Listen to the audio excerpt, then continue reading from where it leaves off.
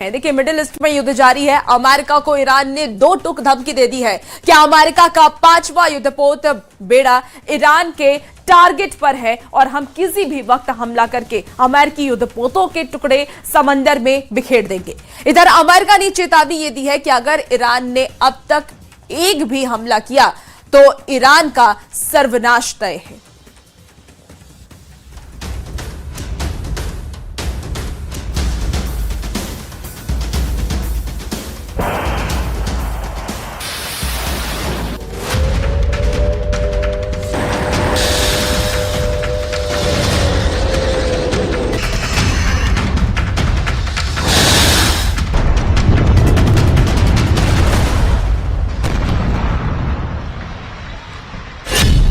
Hormuz में तैरेंगे युद्धपोत के टुकड़े, ईरान के एक्शन से बौखलाए ट्रंप।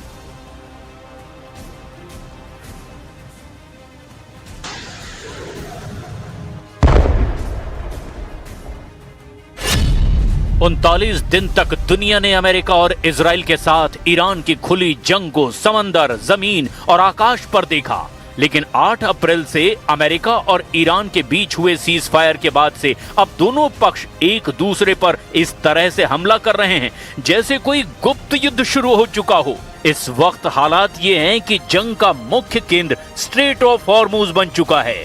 ईरान किसी भी कीमत पर हॉर्मुज से अपना कब्जा छोड़ने को तैयार नहीं है और ईरान की पूरी कोशिश है कि वो हॉर्मुज से गुजरने वाले व्यापारिक जहाजों से मनमाना टैरिफ या यूं कहें कि टैक्स की वसूली करे। वहीं दूसरी तरफ पिछले 36 घंटे में ये देखने में आया कि ईरान के टैक्स या टैरिफ वॉर के खिलाफ अमेरिका की नाकेबंदी ने युद्ध को एक नए मुकाम पर पहुंचा दिया है। रिपोर्ट का दावा है कि इस वक्त हॉर्मुज के इलाके में 1500 से ज्यादा जहाज बुरी तरह से फंसे हुए हैं। खबर तो यहां तक आ गई कि हॉर्मुज एक ऐसा चोक पॉइंट बन चुका है जिसकी वजह से दुनिया में कच्चे तेल की कीमत बेतहाशा बढ़ रही है। हॉर्मुज की वजह से ही कच्चे तेल के दामों में आग लग गई है। अमेरिकी नाकाबंदी और ईरान के शक्ति प्रदर्शन की वजह से एक बार फिर से ईरान ने अमेरिका के ठिकानों और जहाजों पर हमले कर दिए हैं, जिसकी वजह से यूएई बुरी तरह से बौखला गया है। ईरान को लेकर यूएई ने ऐलान कर दिया है कि ईरान अब हमारा कट्टर दुश्मन है। ईरान युद्ध में गुप्त हमले शुरू, खुफिया हथियारों से खौफनाक हमले।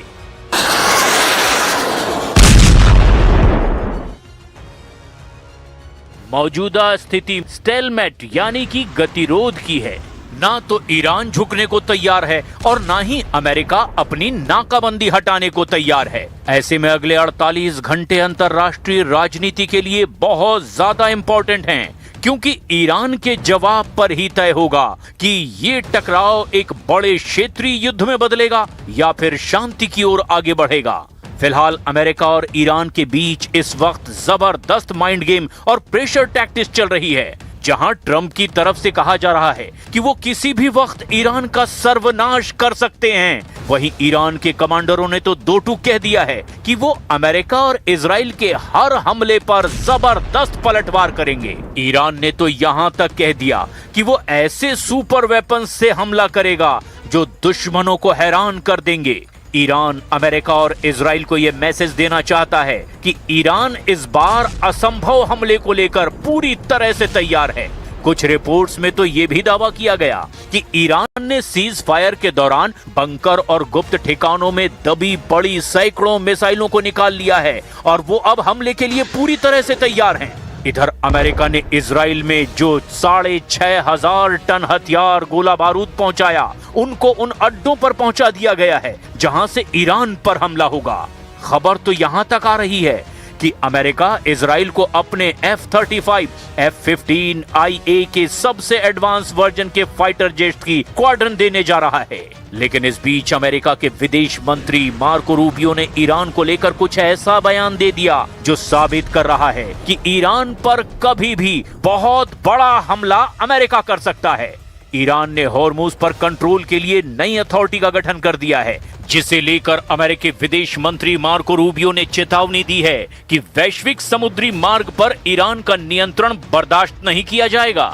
Well, you should ask that of the Iranians. Don't ask me. We didn't fire. They fired on us. My point is, if you fire at a U.S. Navy ship, what are we supposed to do? Say, oh, there's a ceasefire, we're not going to shoot down your drone. That's a stupid question. That's a stupid position to take. Of course we fired back at them. They were shooting at us. जब से America ने Iran के बंदरगाह बंदर अब्बास और Qeshm पर हमला किया है, ईरान के तेवर बेहद खतरनाक हो चुके हैं। अमेरिका का दावा है कि इस बंदरगाह का इस्तेमाल अमेरिकी नौसेना के जहाजों पर ड्रोन और मिसाइल हमला करने के लिए एक लॉन्च पैड के रूप में किया जा रहा था। इसीलिए यहां पर हमला किया गया है। यहां मौजूद ईरानी सैन्य ठिकानों, रडार सिस्टम और ड्रोन कंट्रोल सेंटर्स को निशाना बनाया गया है। इधर अमेरिका के शांति प्रस्ताव पर ईरान ने दो टूक कहा है कि वो इसकी समीक्षा कर रहा है और अपने वक्त और सहूलियत के हिसाब से इसका जवाब देगा। ईरानी विदेश मंत्रालय के प्रवक्ता इस्माइल बघाई ने स्पष्ट कर दिया कि तेहरान अपनी गति से इसका जवाब देगा और अमेरिकी डेडलाइन उनके लिए कोई मायने नहीं रखती।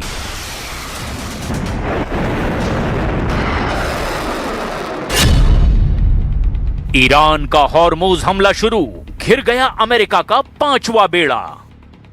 इधर अमेरिकी नौसेना के 5वें बेड़े यानी कि 5th फ्लीट ने 13 अप्रैल 2026 से ईरान के प्रमुख बंदरगाहों जैसे बंदर अब्बास, चाबहार और बुशर की जो घेराबंदी शुरू की थी, वहां अमेरिका ने ईरान के तटों को 3 स्तरों में बांट दिया है ताकि कोई भी ईरानी जहाज वहां से बाहर ना निकल सके।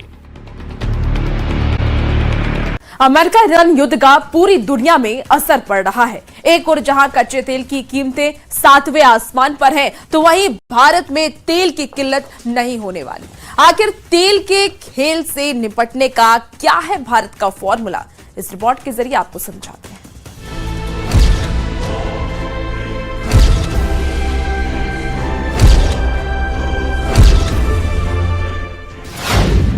दुनिया में हाहाकार, भारत में भंडार।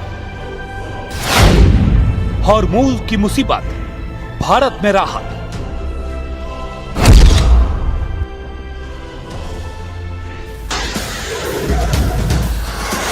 पश्चिम एशिया जब युद्ध की आग में जल रहा है, दुनिया के कई देश इस आग से झुलस रहे हैं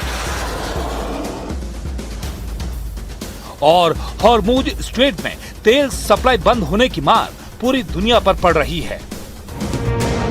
ऐसे वक्त में भी भारत में अब तक पेट्रोल डीजल की कीमतों में कोई बढ़ोतरी नहीं हुई है।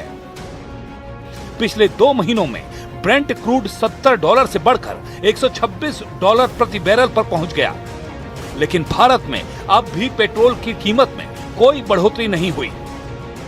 मतलब दुनिया का सबसे बड़ा ऊर्जा संकट, लेकिन भारत में पेट्रोल डीजल के दाम जस के तस। अब जिस तरह की सिचुएशन डेवलप हो रही है उसमें ये जो है काफी अनिश्चितताएं बनी रहेंगी और जो सप्लाई चेन की कंटिन्यूटी है, होपफुली जैसे गवर्नमेंट ने अभी तक बहुत अच्छी तरह उसको मेंटेन किया है, वो मेंटेन रहेगी। दुनिया पर तेल संकट का असर। बांग्लादेश फ्यूल राशनिंग, तेल खरीद पर कैप। श्रीलंका 4 दिन का वर्क वीक और फ्यूल पास। फिलीपींस राष्ट्रीय ऊर्जा आपातकाल। पाकिस्तान सरकारी दफ्तरों में कटौती। स्पेन अरबों यूरो का राहत पैकेज। दक्षिण कोरिया 30 साल में पहली बार फ्यूल प्राइस कैप। सोचिए, जब तेल संकट की वजह से बांग्लादेश में फ्यूल राशनिंग लागू हो गई और हर नागरिक के लिए रोजाना तेल खरीदने की सीमा निर्धारित कर दी गई। श्रीलंका में हफ्ते में सिर्फ 4 दिन काम करने का नियम बना दिया गया। फिलीपींस में राष्ट्रीय ऊर्जा आपातकाल। पाकिस्तान में सरकारी दफ्तरों में काम के घंटों में कटौती। स्पेन में अरबों यूरो का राहत पैकेज और दक्षिण कोरिया में 30 साल बाद ईंधन मूल्य सीमा निर्धारित कर दी गई। ऐसे कठिन वक्त में भी भारत में न राशनिंग लागू हुई, न वर्क फ्रॉम होम, न स्कूल कॉलेज बंद और न ही पेट्रोल पंपों पर अफरा तफरी दिखी। दुनिया के सबसे बड़े आयातक देश तेल संकट से कैसे बुरी तरह हिल चुके हैं, इसे ऐसे समझिए।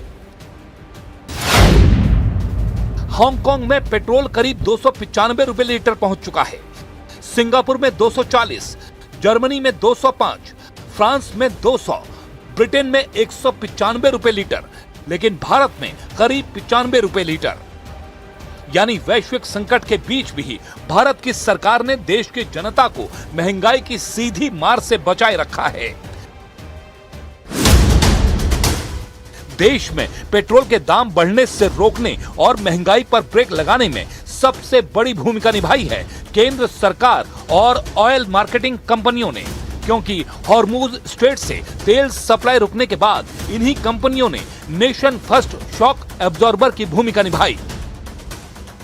आज अगर भारतीय ऑयल मार्केटिंग कंपनीज ने भार लोगों के ऊपर नहीं डाला है तो इसका असर ये हुआ है कि इन्फ्लेशन जो कि आउट ऑफ कंट्रोल जा सकती थी, खासकर डीजल की कीमत बढ़ने से उस पर लगाम लगी और इन्फ्लेशन थोड़ी बहुत कुछ इलाके में सप्लाई डिसरप्शंस होने की वजह से कुछ सेक्टर्स में ज़रूर बढ़ी होगी, परंतु बहुत बड़ा भार जो इन्फ्लेशन का भारत में लोगों के ऊपर पड़ सकता था, भारतीय अर्थव्यवस्था पर पड़ सकता था, वो होने से रुक गया।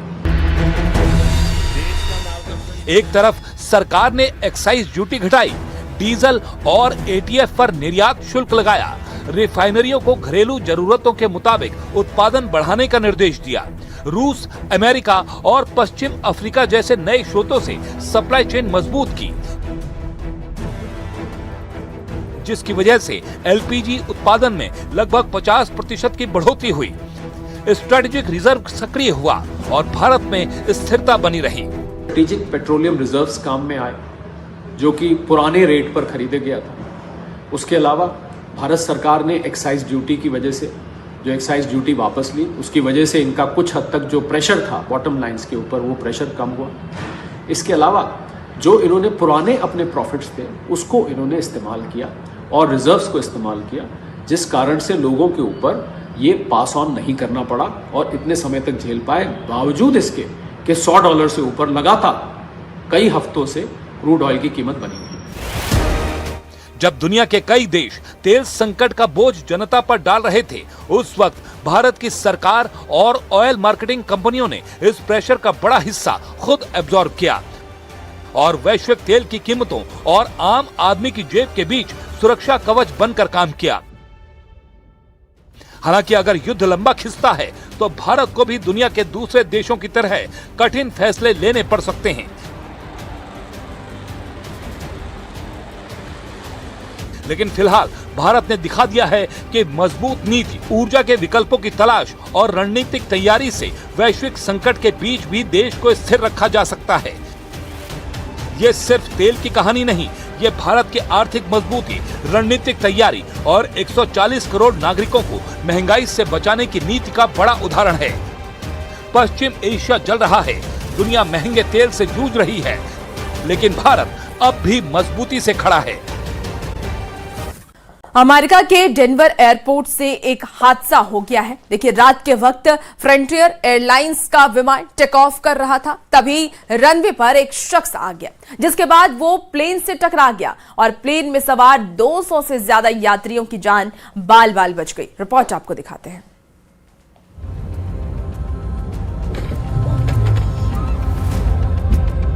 प्लेन के टेक ऑफ के दौरान हादसा। Frontier 4345, we're stopping on the runway. We just hit somebody. We have an engine fire. Plane से टकराने के बाद शख्स की मौत। Souls on board. There was an individual walking across the runway. We've got smoke in the aircraft. We're going to evacuate on the runway. बाल बाल बचे 231 यात्री।